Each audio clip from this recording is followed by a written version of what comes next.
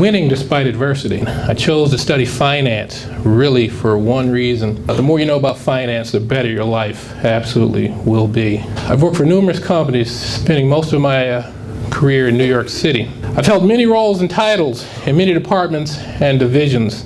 I've faced much adversity and I've had some success. Most recently, I had a 440% realized gain in 26 days. This is net of commission. It's not a typical return. One person asked me what it's like to have a 440% return in a short period of time. How I did it? Well, I did it with a big smile on my face. That's how you do it. If someone tells you you can't do something, don't believe them.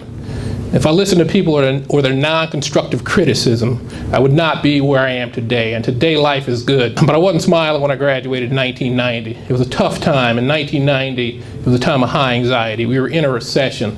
Times are certainly worse than they were when I graduated. We live in extraordinary times, a global financial crisis. And everything is a learning opportunity. My first job when I graduated from Florida State was working as a busboy at the Olive Garden over on Appalachia Parkway. I needed money right away. I had to work right away.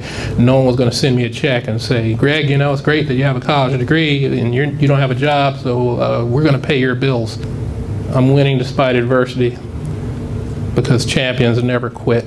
And I immediately started to learn things that as students would show up who knew me and laugh at me because there I was, a college graduate, bussing tables, and they were still students. I started to learn things immediately. Worked bussing tables at the Olive Garden. Things like just-in-time inventory. As I watched the general manager and assistant general manager manage the daily operation and get fresh supplies in to handle the next day of business.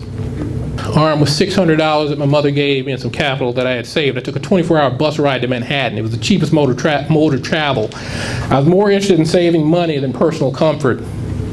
And some decisions will impact your entire life.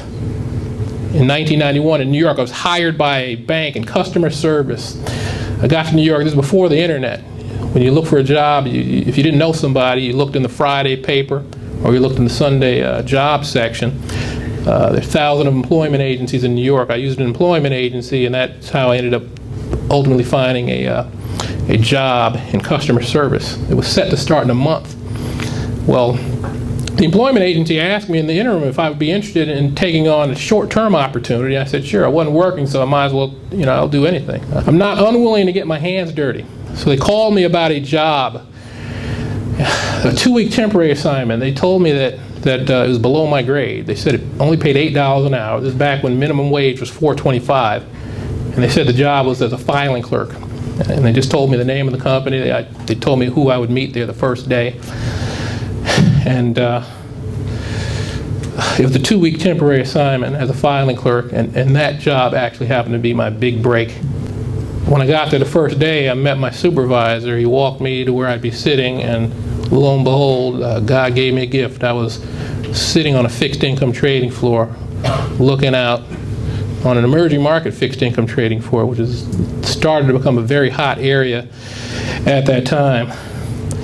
I was asked to stay beyond 2 weeks, so I turned down the higher paying opportunity. That year, Chemical Bank merged with Manufacturers Hanover, taking on the Chemical Bank name. It was a great opportunity for me to learn. I immediately saw that there was risky business on Wall Street. Within a short period of time, I was hired full-time. And within a year, I was a manager of a confirmation unit. A confirmation unit is an area that confirms all the trades that a trading floor does and reconciles any of the discrepancies.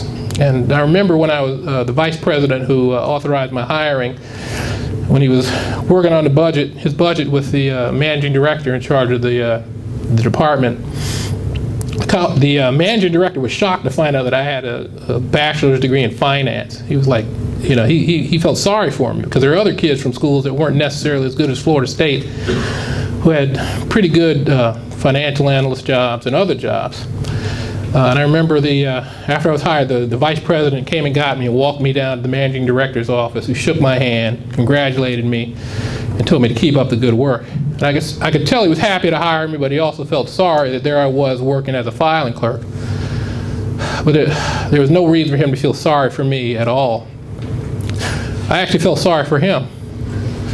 Little did he know that I would have taken a night job flipping burgers, waiting tables, bussing tables, carrying garbage, whatever I had to do to make money just to take a shower, get a couple hours of sleep, and show up for the privilege to walk in the doors every day at Chemical Bank, because I knew the things I was going to learn were going to build a foundation that were going to allow me to do things like earn a 440% return in a short period of time.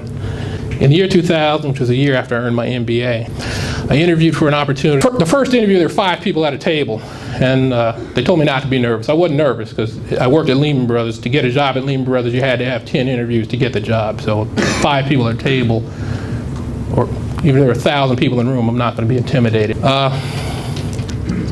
So the interview went fairly well. They asked me back for a second interview. And I came back for the second interview, and this time there were only 3 people. The people interviewing me they were all MBAs in finance. They were also all chartered financial analysts, which is a 3-level exam. You have to have some work experience, and you have to take a level 1 exam. You can't take level 2 until a year after you pass level 1, and the same thing goes for level 3. So a gentleman posed the question to me. He said, "Greg, if I gave you $2,000 and you earn 5% a year for 2 years, how much would you have at the end of 2 years?" So I paused for a moment. I told him $2,205. And he was surprised I got that answer right. And he said, "Greg, that's the correct answer." And then his boss chimed in. And she said, "Wow, the MBA from Harvard got that question wrong. The MBA from Columbia got that question wrong. And the person with a master's degree in economics from the London School of Economics, considered one of the top economic schools in the world, didn't even try to answer the question." Well, I didn't puff my chest out. I didn't smile. But I thought to myself, they could have each saved $200,000 and gone to Florida State University, because they would have been able to answer that question.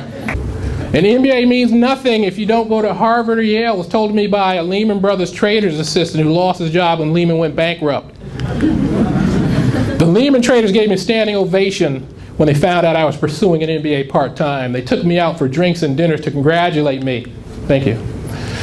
The Lehman traders had MBAs from top 5 schools. None cared that I was not attending a top 5 school. They were proud that I took such an important step. If you pursue graduate level education, I suggest you have realistic expectations of what you get out of it. The focus for me was acquiring knowledge, not the expectation of a higher paying job, though higher compensation did come. Graduate business education in and of itself will not make you a stellar investor, great trader, good manager, good employee, guarantee a good job, or ensure entrepreneurial success. But it will improve your skill set, and with an improved skill set, you're better prepared to capitalize on opportunities. Do not miss this time in your life to do extraordinary things. This is your time now. Thank you very much, Florida State University. Follow your dreams. Don't listen to non-constructive criticism. Don't live within parameters of mediocrity defined by others, and success will stare you right in the face. Go grab it.